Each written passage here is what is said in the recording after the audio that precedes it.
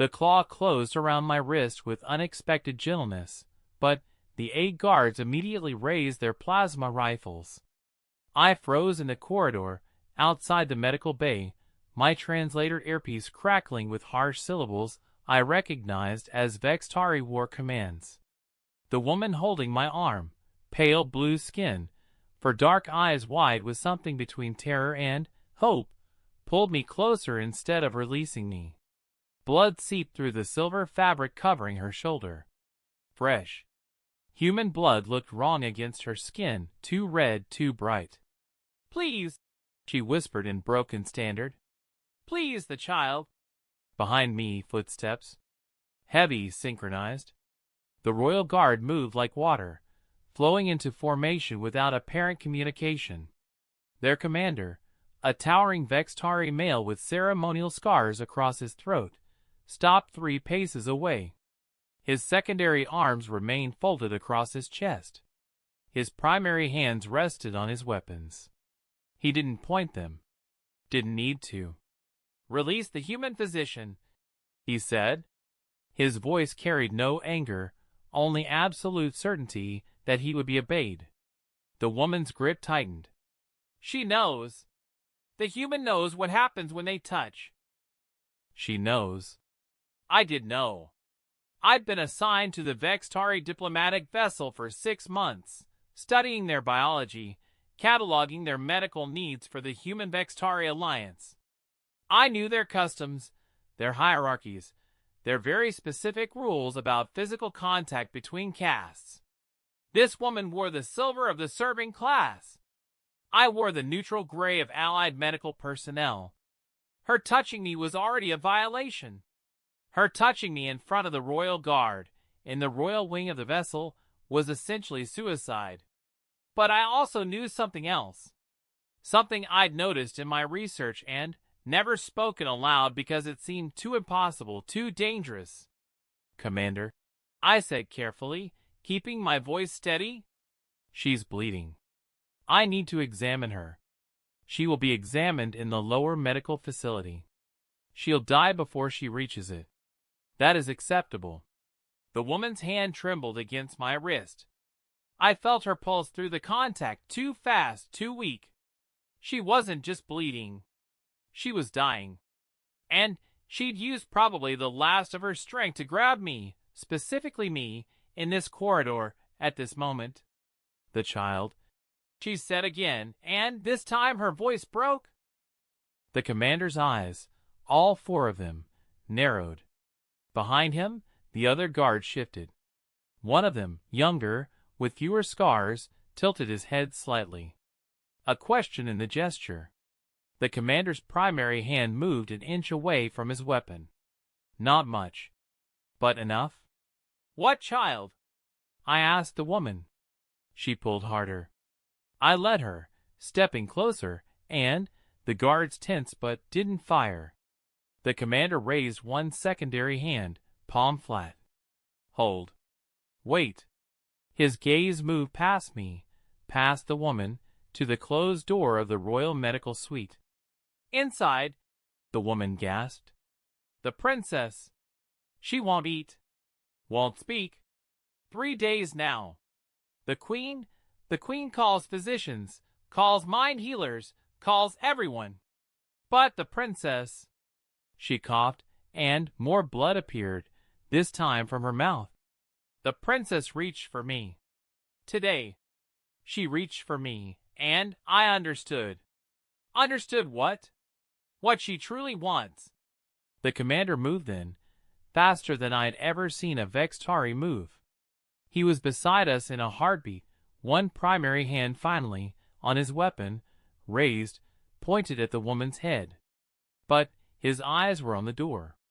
On the royal suite where apparently a child had stopped eating. "You touched the princess?" His voice remained calm. Terrifyingly calm. "She touched me first. She is dying, Commander. Dying the way only HFY children die when their souls hunger for something their mouths cannot name." I knew about that too. Soul hunger, they called it. A phenomenon in HFY children were emotional or psychological needs manifested as physical starvation. No food would satisfy them. No medicine would cure them. They simply faded unless the need was met. The royal physicians would have tried everything in their considerable arsenal. Everything except, apparently, what this servant claimed to understand. The commander's weapon didn't waver. "Speak plainly." "She wants what I wanted," the woman said. She looked at me, and her 4 eyes held something ancient, something that transcended species. "She wants to be held by someone who doesn't fear her, someone who doesn't serve her, someone who sees her as simply small, young, frightened." The corridor went silent. Even the hum of the ship's engine seemed to fade. The commander's weapon slowly, incrementally lowered. "The human," he said. "Yes. You seized the human to show the queen. To make her see." The princess reached for me, a servant, because I was the only one who... The woman's legs buckled. I caught her, taking her weight, and none of the guards shot me. The only one who touched her without ritual, without ceremony. I cleaned her room. I spoke to her of simple things. And she reached for me. The commander holstered his weapon. Both weapons. All 4 of his arms fell to his sides. "The queen will execute you for this contact," he said. "I know. She will likely execute the human as well. That," the woman whispered, "is why I grabbed her here. Where you would see. Where you would understand first." The commander looked at me. Really looked at me, perhaps for the first time since I'd boarded the vessel 6 months ago. "You know our customs," he said. "Yes."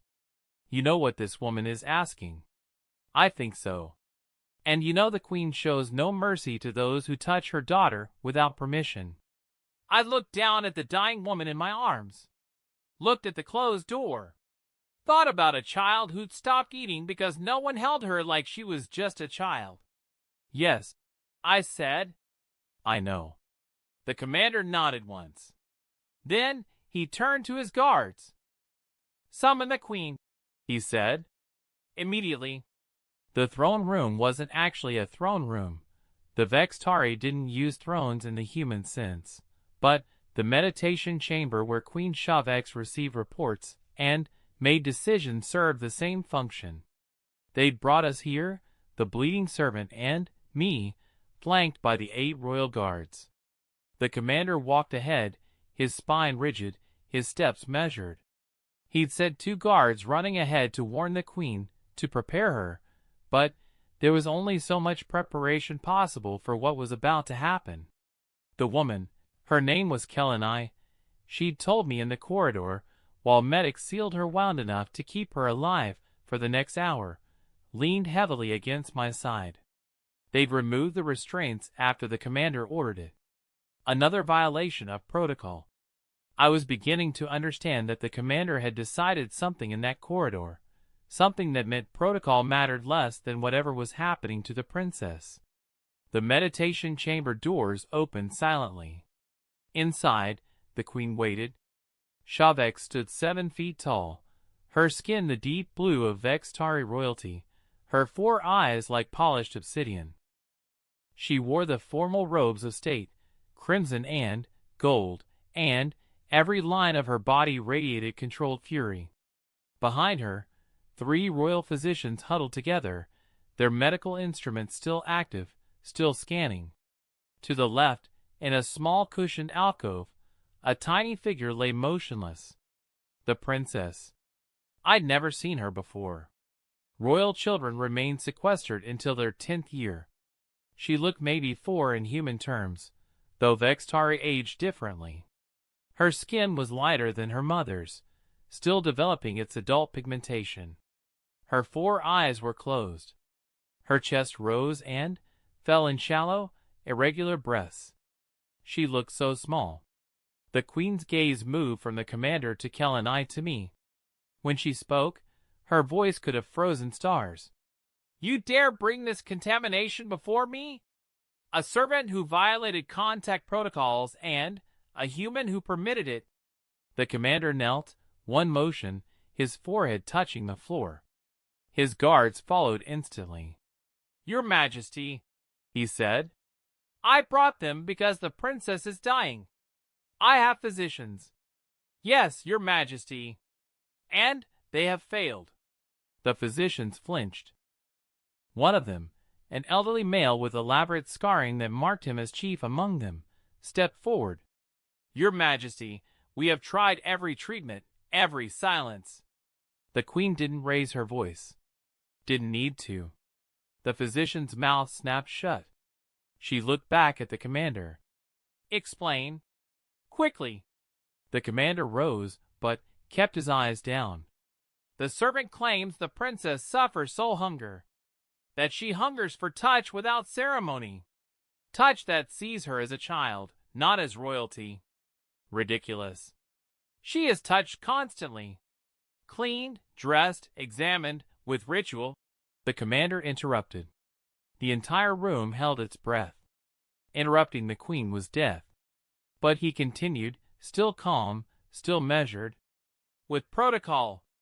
With the weight of her station in every contact. The servant claims the princess reached for her because she is the only one who touched her simply, as one touches a child." The queen's hands clenched. "And the human?"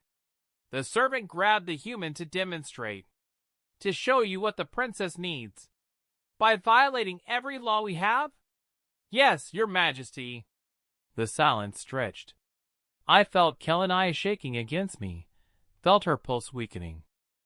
She'd lost too much blood. The medical seal wouldn't hold much longer. But she stood straight, facing the queen, waiting. Finally, the queen looked directly at me. "You understand," she said, "that if I execute you both now, I am within my rights. More than within them. Obligation demands it." "I understand, Your Majesty," I said. "And yet you stand here, holding a servant, contaminating yourself with her blood and her crime." "I'm a physician." She was bleeding. "She is beneath you. Beneath notice. You could have let her fall." "No," I said quietly. "I couldn't." Something flickered in the queen's eyes. She turned to Kelani. "You are dying," the queen said. "Yes, Your Majesty. You chose to die for this theory. This belief that my daughter hungers for what? Common touch? I chose to die so you would see, Your Majesty. So you would understand before." Kelani's voice broke. "Before she fades completely." The queen moved then, crossing the space between us in 3 long strides. She stopped a hand's breadth away, staring down at Kelani. At me. At the contact between us. "Show me," she said. Kelani's eyes widened. "Your Majesty? You claim to know what my daughter wants." "Prove it. Show me this common touch that you believe will save her." Kelani looked at me. I nodded. Together, we approached the alcove where the princess lay. The child didn't move as we approached. Her breathing remained shallow, her eyes closed.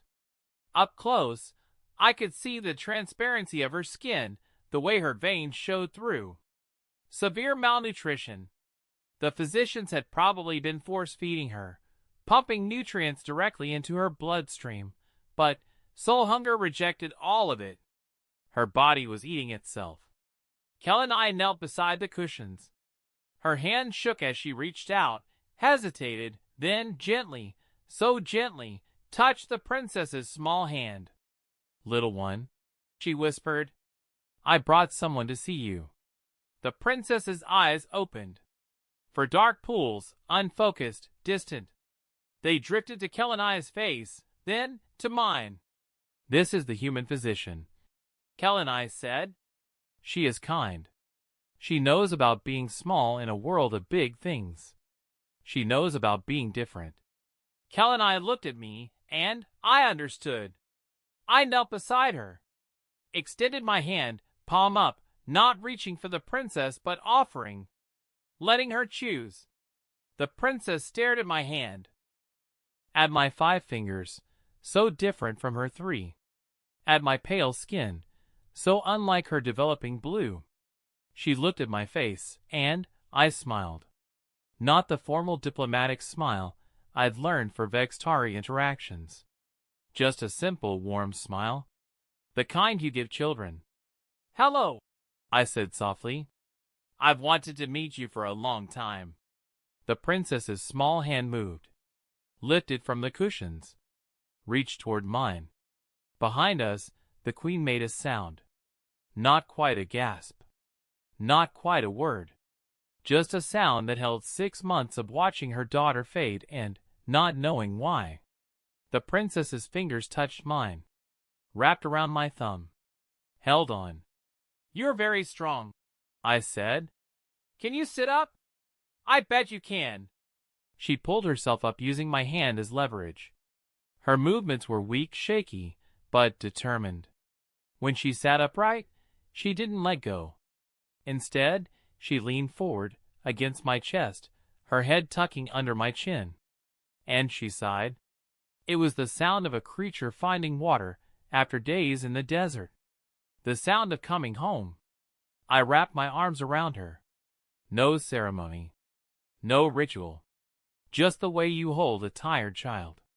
One hand supporting her back, one cradling her head. She weighed almost nothing. "There you are," I whispered. "There you are."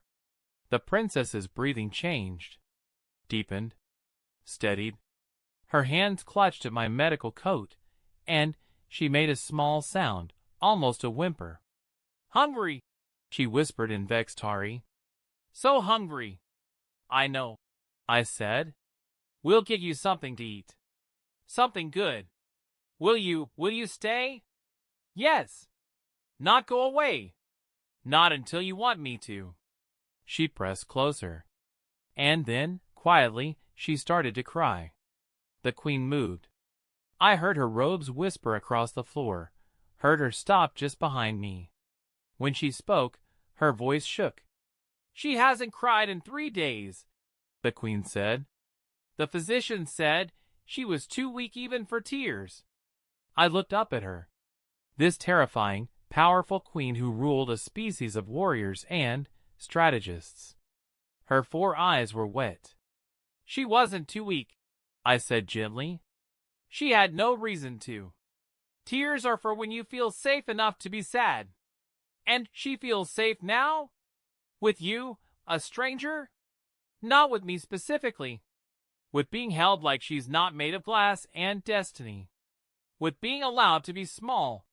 The queen knelt beside us. Her hand hovered over her daughter's head, trembling, then lowered. She stroked the princess's hair, and the child turned her face slightly toward her mother, but didn't leave my arms. "I didn't know," the queen whispered. "I thought I gave her everything. The best physicians, the best teachers, the finest rooms.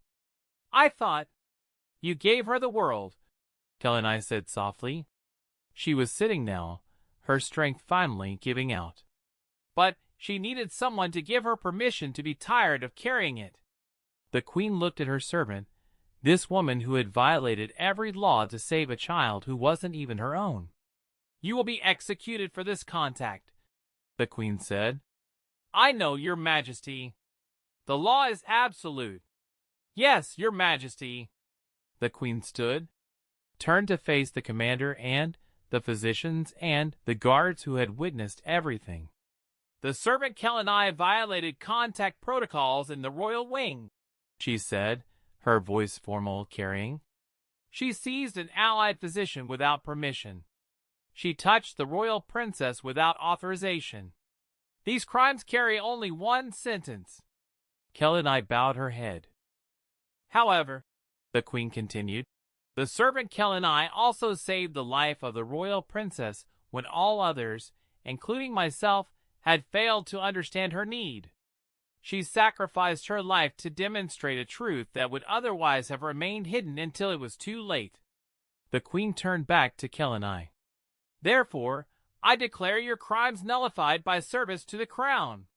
You will be elevated to the position of royal companion to the princess. You will be granted the purple of the teaching caste. You will be given chambers adjacent to the royal suite. And you will never let protocol prevent you from touching my daughter when she needs it. Kel and I stared up at the queen, shock written across her face. Your Majesty, I am not worthy of. You are the only one worthy, the queen said. You saw what I, with all my power and wisdom, failed to see. You knew what she needed when I knew only fear. The queen's voice softened. You loved her enough to die for her. That makes you worthy of anything I can give. The princess stirred in my arms. Kel and I, she whispered. I'm here, little one. Don't go away. Never. The queen looked at me then, and her expression held something I'd never expected to see from Vextari royalty. Gratitude. And fear. And you, she said. Human physician. You also broke our laws by accepting the servant's contact. By approaching my daughter without permission. I met her eyes steadily. The princess's arms tightened around my neck. Yes, your Majesty. Do you know what you have done? I held a child who needed holding. You have made my daughter dependent on you. On human contact. On something I cannot provide. I heard the real question beneath the words. The real fear. That she had failed. That her daughter needed something she, the queen, could never be. Your Majesty, I said carefully, she doesn't need me specifically. She needs to know that she can be held without ceremony. That someone will see her as simply a child who's tired and scared and wants comfort. Kel and I can do that. You can do that if you let yourself forget the crown for a moment. I cannot forget the crown. I am queen. Right now, I said gently, you're also a mother. And your daughter is reaching for you. The princess had indeed turned in my arms, one hand extending toward her mother. The queen stared at that small hand like it was a weapon that might destroy her. I don't know how, she whispered. I was raised in the old ways. Touch was ritual. Emotion was controlled. I don't know how to be soft. May I show you? The queen nodded, and I saw her swallow. Saw her carefully constructed control crack. I shifted, turning the princess toward her mother, supporting her weight but letting her move freely. Just open your arms, I said. The queen did, slowly, her movements stiff. Now let her come to you. Don't pull. Don't direct. Just receive. The princess moved into her mother's arms like a leaf finding water. She pressed against the queen's chest, her small hands clutching at the royal robes, and the queen's arms closed around her daughter. For a moment, nothing happened. The queen held her child like she was holding a priceless artifact, afraid to break it, afraid to feel it. Then the princess whispered, "Mama?" And the queen broke. She pulled her daughter close, really close, one hand cradling the small head against her shoulder, the other wrapped around the tiny body. Her shoulders shook. Tears ran down her face, and she didn't wipe them away. She just held her child and cried. "I'm sorry," the queen whispered. "I'm so sorry. I didn't know. I didn't understand. I thought I was protecting you, raising you strong, but I was here," the princess said. "You're here now." They stayed like that, mother and daughter, while the rest of us waited.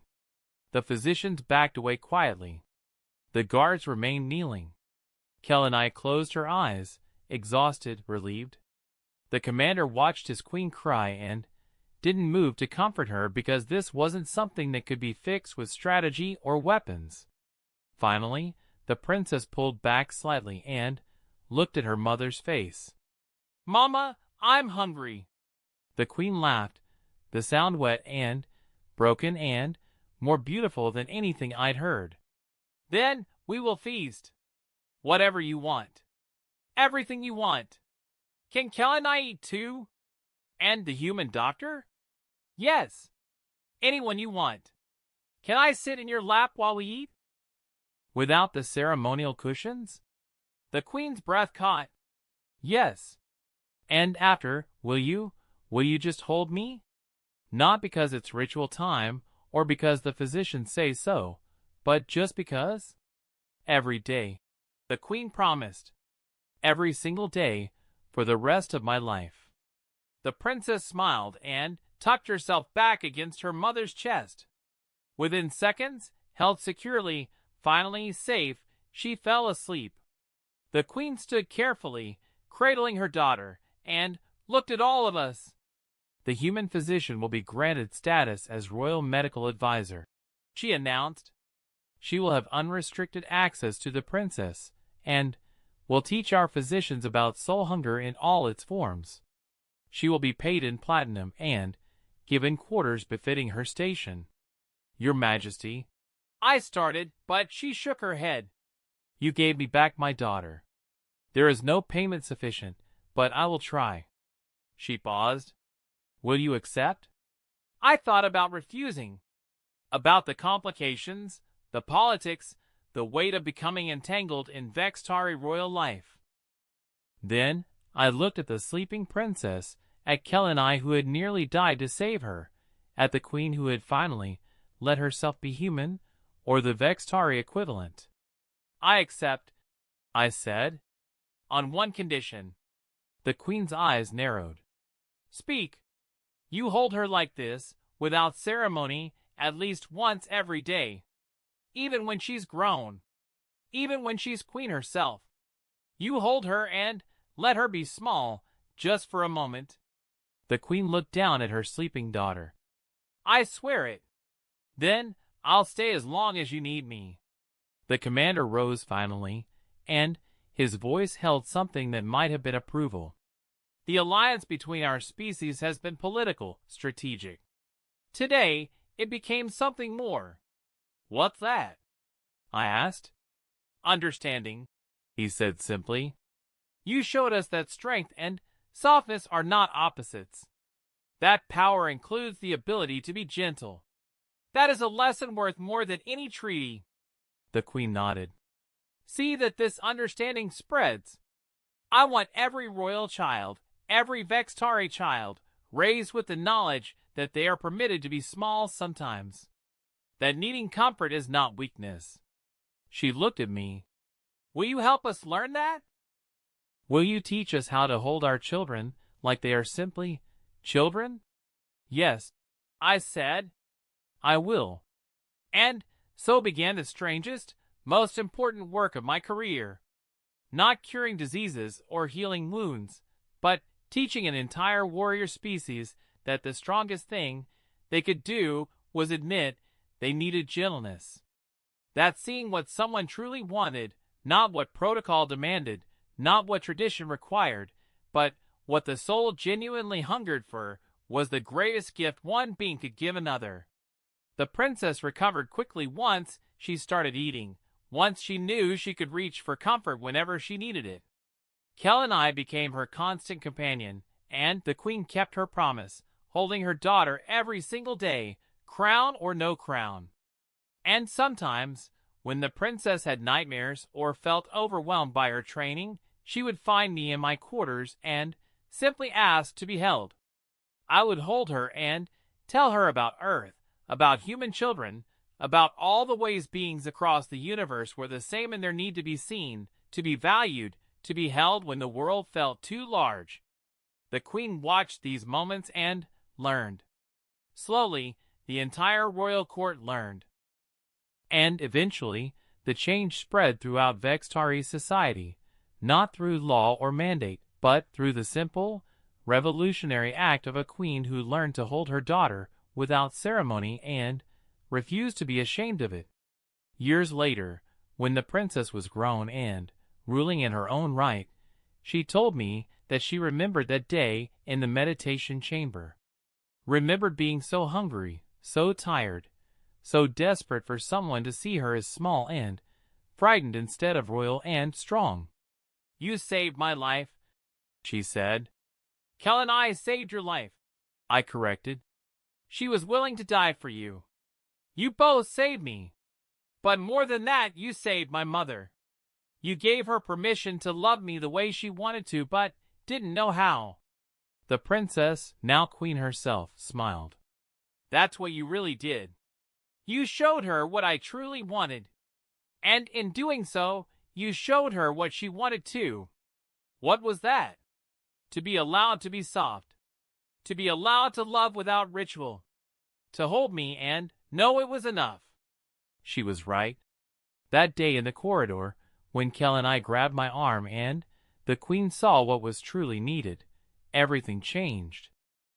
Not because we broke laws or defied protocol, but because one dying servant loved a child enough to make someone see what mattered more than rules.